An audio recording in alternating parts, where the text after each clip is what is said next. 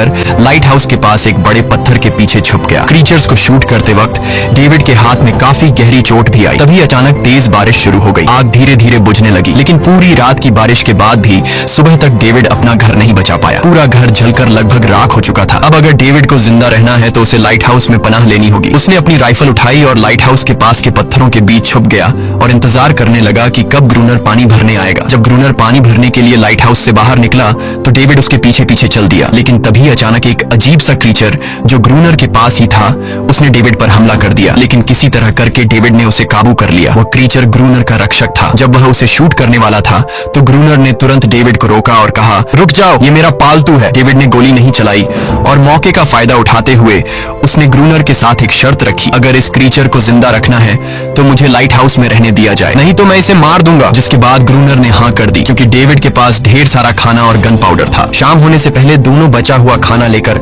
Light house लौट आए और वो दोनों आराम से सो गए। अगली सुबह वो क्रीचर चुपचाप डेविड का हाथ चाट रहा था। जब डेविड नींद से जागा तो उसने देखा कि इस क्रीचर के चाटने की वजह से उसका हाथ पूरी तरह से ठीक हो चुका है। ये सब देखकर डेविड हैरान हुआ। डेविड अब क्रोनर से इस क्रीचर के बारे में और जानना चाहता था और फिर ये सब दुनिया के सामने लाना चाहता था, क्योंकि ये किसी जादू से कम नहीं था। डेविड ने सोचा, अगर इस क्रीचर का राज दुनिया के सामने हम लाते हैं तो डेविड और क्रोनर दोनों बहुत सारा पैसा और नाम कमा